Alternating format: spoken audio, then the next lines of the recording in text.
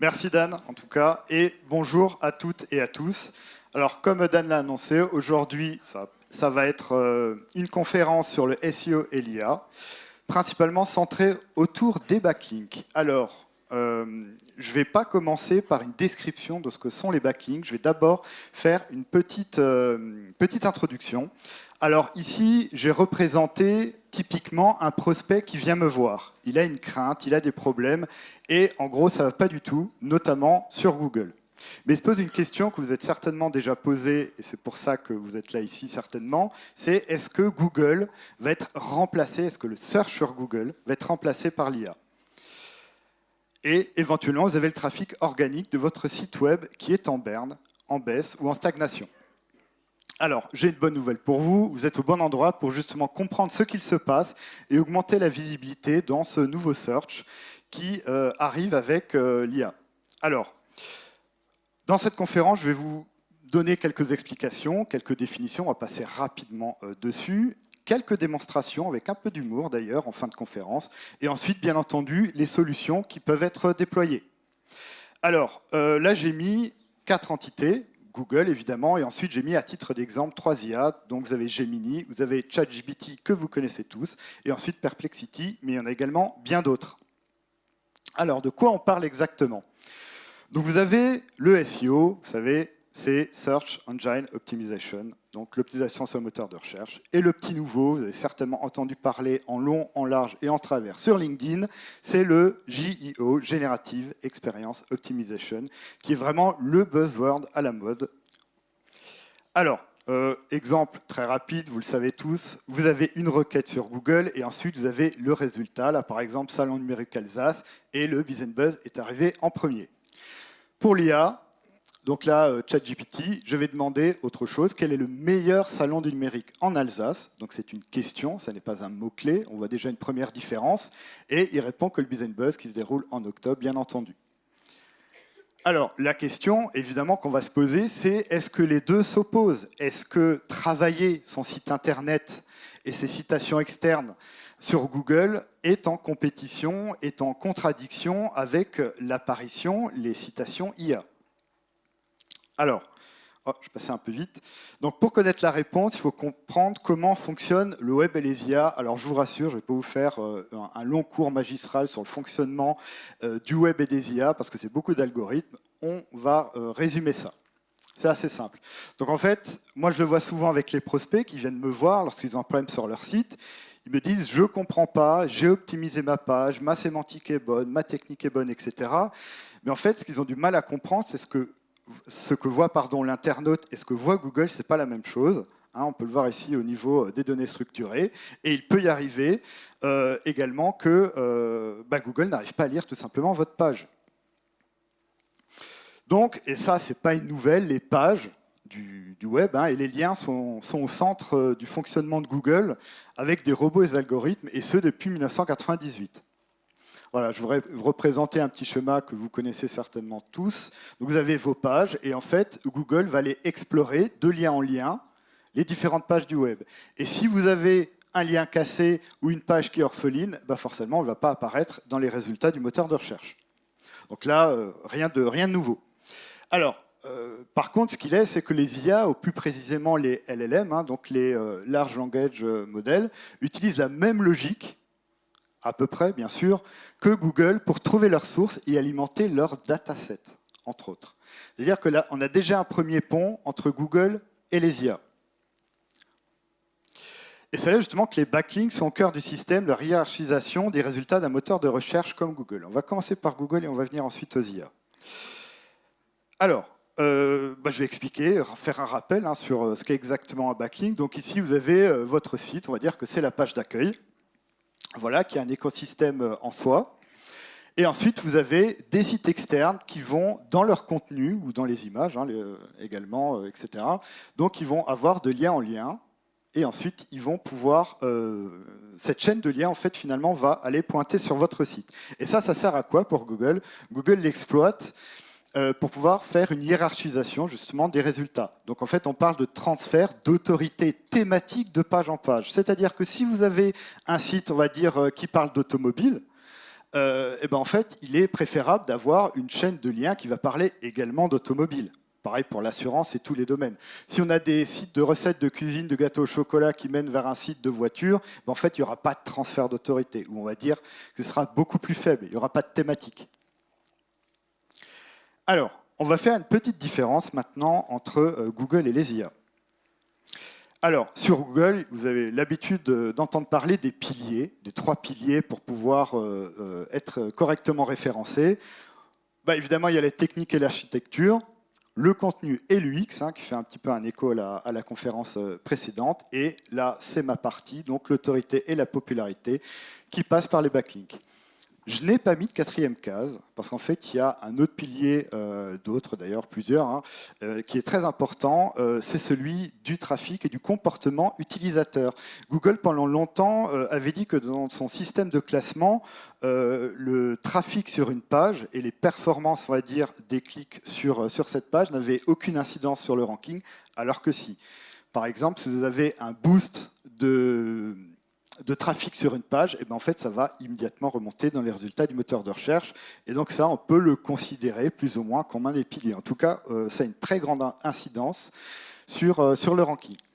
Alors, la relation justement avec les IA. Si vous avez un site qui est parfaitement, avec une très bonne architecture et une bonne technique, eh ben, en général, il sera plus souvent exploré par les robots, que ce soit les robots de Google ou les robots des IA. Ça, c'est tout à fait logique.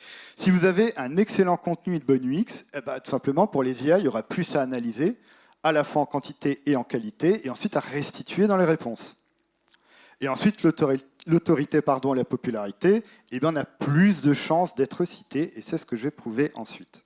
Voilà, donc vous voyez, il y a différents ponts qu'il y a entre le fonctionnement de Google, en tout cas les principaux piliers, et l'incidence que ça peut avoir, qui est tout à fait logique ensuite sur les citations IA. Alors, la question qu'on se pose aussi, c'est est-ce qu'il y a une explosion du trafic IA sur le web? J'ai fait quelques recherches, donc on peut se demander est-ce que c'est vraiment le cas? Alors, ici, j'ai trouvé une étude qui date d'il y a quelques jours ou quelques semaines, qui est faite par le logiciel Ahrefs, qui est un logiciel SEO, comme SEMrush par exemple. Et en fait, là, vous allez se regarder ici, ce sont les différents agents IA, ChatGPT, Copilot, Claude, etc. Et ensuite, ça va de juin 2024 à juin 2025, donc sur une année. Et on voit effectivement qu'il y en a un qui progresse très vite, c'est ChatGPT. Par contre, ce qui est intéressant ici, alors je ne sais pas si c'est visible de derrière, eh ben en fait, c'est le pourcentage concerné. Vous avez 0,05, 0,1, 0,15, 0,2. Ça ne fait pas beaucoup malgré la progression. Et justement, c'est ce qu'on va voir ensuite. Voilà donc la suite de l'étude qui a été faite sur 82 000 sites. C'est le pourcentage de trafic par source. Donc on voit évidemment que Google, près de 40%. Le trafic direct, donc sans search, c'est 35%, etc., etc. Et on voit que ChatGPT, Perplexity, Copilot et Gemini sont encore faibles. Donc là, déjà, rien qu'avec ce type d'étude, on se dit que en fait, on peut se rassurer encore pour l'instant, l'IA n'a pas remplacé le search, il est même complémentaire, ce qui a été prouvé d'ailleurs dans différentes conférences auparavant.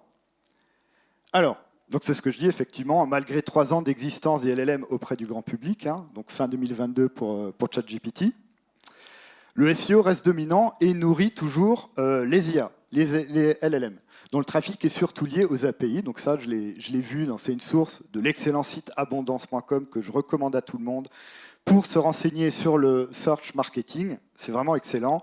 Et là, en fait, cet article il date du 29 septembre, donc il y a une quinzaine de jours. En gros, qu'est-ce qu'ils disent? Donc, Sam Altman, donc celui qui a créé OpenAI, annonçait en décembre 2023 plus d'1 milliard de prompts par jour sur ChatGPT. Et ensuite, ce chiffre est monté à 2,5 milliards en juillet 2024. Toutefois, la majorité de cette croissance vient des API intégrées dans des applications et des services tiers, et non, et ça c'est important, de cas d'usage direct en recherche d'informations. Donc on voit, ça permet de mettre un petit peu en perspective aussi le rôle du search IA qui est encore quand même naissant et qui est principalement utilisé par de logiciels tiers. Alors, on va prendre un exemple ici. Ceux qui connaissent la Google Search Console, vous l'avez reconnu, donc un outil officiel de Google pour aider justement les propriétaires de sites à améliorer leur visibilité en ligne et du coup à faire des diagnostics. Donc là, il s'agit d'un domaine multilingue sur 16 mois, donc ça va de 2024 voilà, jusqu'à il y a quelques jours. Et en fait, ça, moi, avec ce client-là, je ne travaille que le français et ils m'ont donné accès au multilingue pour que je puisse voir un peu ce qui arrive. Et qu'est-ce qu'on est en train de remarquer? Donc vous voyez ici, en violet, c'est la courbe des impressions, c'est-à-dire combien de fois les pages apparaissent dans les SERP, c'est-à-dire les pages de résultats de Google, et ensuite le nombre de clics. En général, quand ça va bien, les deux sont relativement couplés et ça monte. Et là, ce qu'on a remarqué, à partir de septembre 2024, il y a pile un an, il y a une sorte de découplage. Voilà, vous voyez les impressions qui augmentent nettement et le trafic qui est en baisse, sur de multilingues. Et en fait, à l'étranger, on parle, on va dire, d'effet crocodile dans le monde du search. C'est-à-dire que vous avez, ça ressemble, alors il trouve que ça ressemble à une mâchoire de crocodile avec les impressions qui augmentent et les clics qui baissent, et on reconnaît vaguement cette forme-là. Ça, je l'ai remarqué sur de très nombreux sites à l'international. Et malheureusement, c'est indépendant du SEO classique. Voilà. Alors, maintenant, on va passer à une autre partie, une fois qu'on a vu un petit peu cette théorie. C'est ce que j'appelle la manipulation des résultats. Alors, manipulation est un gros mot. On va parler plutôt d'influence. Voilà. Donc, influencer les résultats, c'est le travail d'un SEO, c'est-à-dire qu'il va optimiser un site, les pages, pour apparaître premier. Voilà, si on peut le résumer. Ensuite, ça passe évidemment par le contenu. Le contenu reste roi, mais également via l'autorité des sites qui hébergent le contenu. Donc, comme je l'avais expliqué auparavant, comme vous le savez, l'autorité, c'est pas seulement, principalement, les backlinks. Voilà. Donc, c'est un système de vote qui va permettre d'augmenter son autorité, ou plutôt dire sa légitimité sur une thématique pour pouvoir dépasser sa concurrence, en plus du reste, bien entendu. Hop. Alors ici, je vous ai fait un petit schéma pour voir en fait comment fonctionne de manière, on va dire, simplifiée Google et les IA. Donc vous avez Google d'abord, il y a une requête, un mot-clé qu'on a l'habitude de dire. Alors que sur les IA, même si ça peut être aussi des requêtes très simples, par exemple, si vous rentrez dans ChatGPT assurance habitation, ChatGPT va essayer de savoir qu'est-ce que vous entendez derrière ce terme-là. Mais en général, les gens, ils font plutôt une conversation. C'est pour ça qu'on appelle ça des agents conversationnels, bien entendu. Donc ensuite, il y a une phase que moi j'ai appelée processing, en fait, c'est-à-dire qu'à la fois Google, depuis déjà une bonne dizaine d'années, voire un peu plus, va en fait comprendre la requête sous-jacente que vous mettez. Par exemple, si on met assurance habitation, vous voulez chercher quoi? Vous voulez chercher un comparatif? Est-ce que vous cherchez une définition, etc., etc. Et évidemment, pour l'IA également, va comprendre en fait votre question. Ensuite, Google, c'est les algorithmes qui vont rentrer dans la course, tandis que pour l'IA, il va avoir deux choix.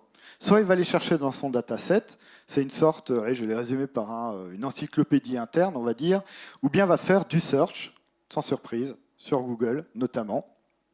En fait, ça va dépendre de la question. Sur le dataset, si vous demandez en quelle année est mort Louis XVI, par exemple, il va chercher dans ton dataset. Il n'a pas besoin de faire sur une recherche de Google parce que cette réponse est déjà donnée. Par contre, si vous faites une requête, quel est l'héritage aujourd'hui de Louis XVI, n'importe quoi, évidemment, c'est une question sujette à interprétation avec une date, donc il va faire du search. Ensuite, il y a à nouveau on va dire une phase de processing, et ensuite vous avez les résultats et la réponse.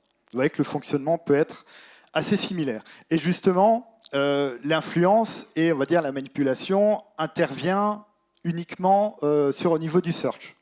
C'est-à-dire qu'en augmentant l'autorité de votre propre site, vous pouvez influencer évidemment les résultats dans Google, mais également les réponses données par les IA.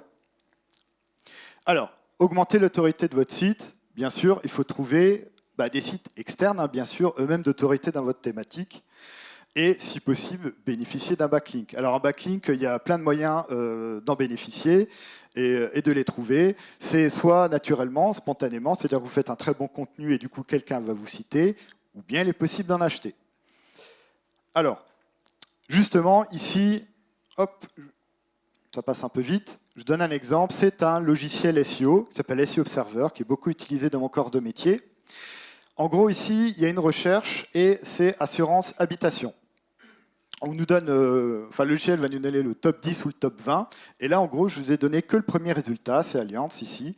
Et en fait, qu'est-ce qu'on peut voir? On peut voir les différents backlinks, c'est-à-dire les sites externes, par exemple le blog de la maison, bricoleur du dimanche, etc., qui font un lien avec un texte d'ancrage, par exemple devis, assurance, habitation, et le lien, hop, il va ensuite aller vers la page cible.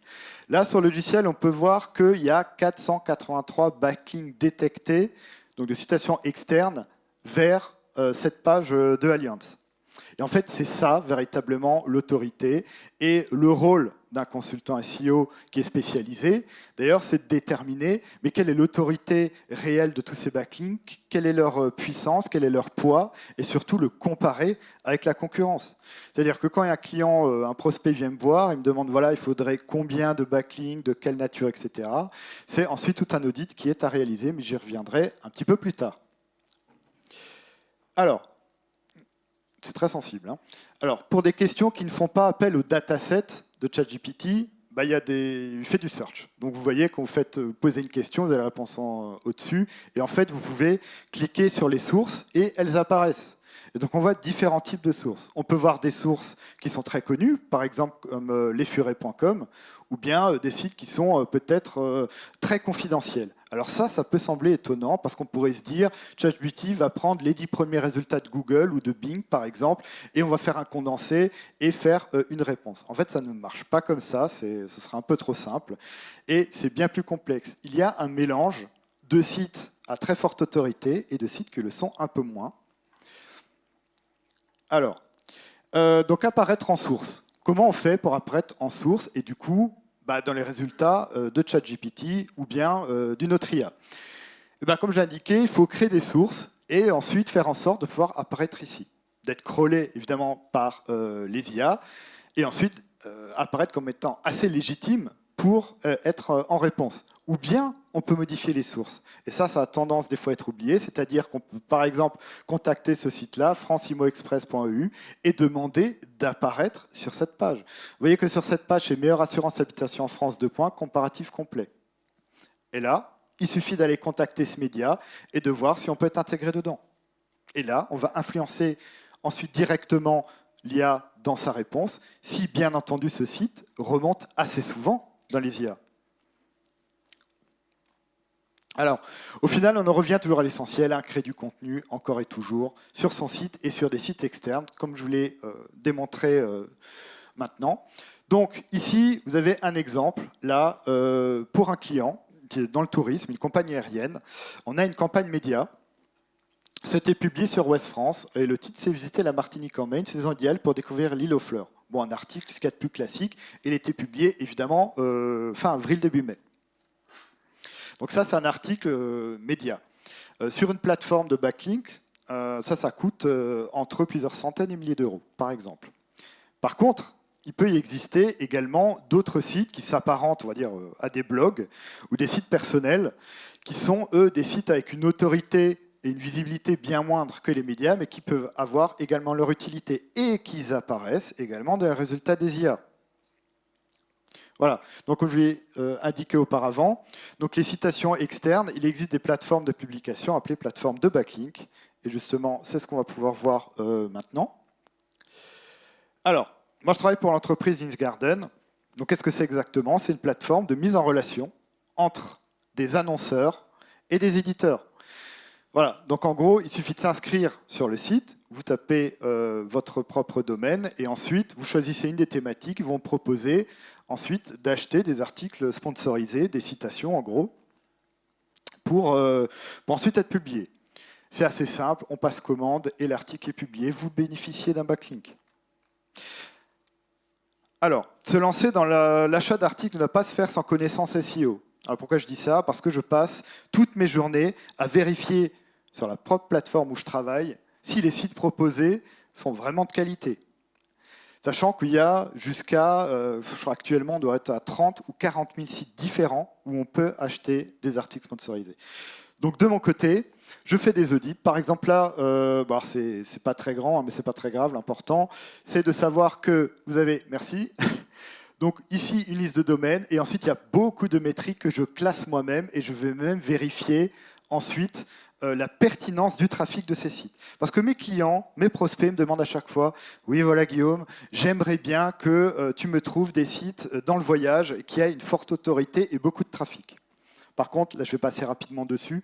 Je vais vérifier ici, alors ça c'est un site, je ne vais pas donner forcément le nom, et qui annonçait, je ne sais pas, qu'il y avait plusieurs milliers de trafics mensuels, et je vois que c'est que du trafic qui est bidouillé. Alors je n'ai pas le temps d'expliquer comment on fait ça, c'est ultra simple, et ça mène en erreur ensuite les gens qui font de l'achat. Donc ils vont mettre leur site assez cher à l'achat, et en fait c'est une vraie coquille vide. Alors, là je vais faire une question un peu... on va dire rhétorique, c'est qui aime la pizza à l'ananas. Bon, a priori, pas grand monde. Et c'est la petite démonstration que je vais faire avec la manipulation et l'influence des IA. C'est un test qu'on avait fait en interne cet été. Alors, vous voyez ici, on avait posé la question, quelle est la pizza préférée des Français en 2025? La réponse est, selon plusieurs enquêtes et articles publiés en 2025, déjà, on voit ici qu'il y a eu du search de la part de ChatGPT. Et la pizza préférée des Français, très clairement, la pizza hawaïenne, c'est elle qui se hisse en tête des classements les plus récents. Et on voit ici une source.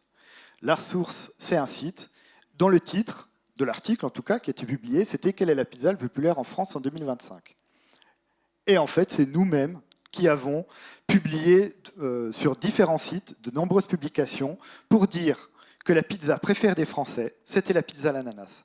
Et on le retrouve ensuite dans le résultat de ChatGPT. C'était le cas également sur Gemini, où on avait fait quelques recherches. Par contre, attention, on parle surtout de probabilité. Vous n'aurez pas 100%, si vous faites plusieurs fois la question, la même réponse.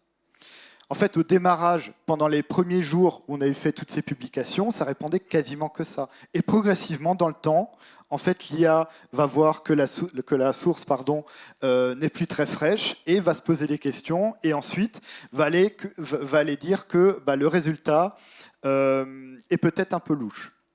Voilà. Donc en fait, si vous voulez influencer les IA, il y a une question importante, c'est la fraîcheur des informations que vous publiez sur les différents sites. Voilà.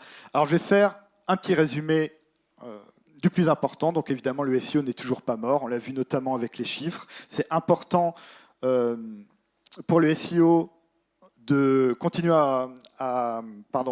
de rédiger du contenu. Là, je vais un petit peu vite. Donc les citations IA sont complémentaires au SEO, on l'a vu. Influencer le search comme Google et les IA répond à une logique qui est assez similaire, toujours le contenu. Évidemment, des publications externes régulières, des backlinks ou parfois sans.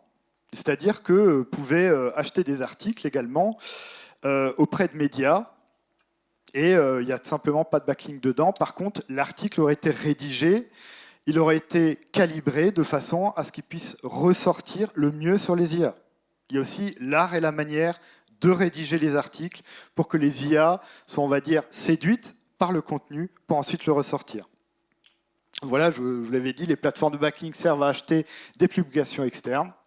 Et bien entendu, il y a l'important de faire appel à un spécialiste off-site, comme moi par exemple, ou tout simplement un consultant SEO, dans une optique héroïste. Alors pourquoi je dis optique héroïste? Tout simplement parce que nous, dans le métier, on a l'habitude de dire que les backlinks, c'est bien. Alors tout le monde ne le dit pas. Mais en tout cas, il faut choisir les bons sites.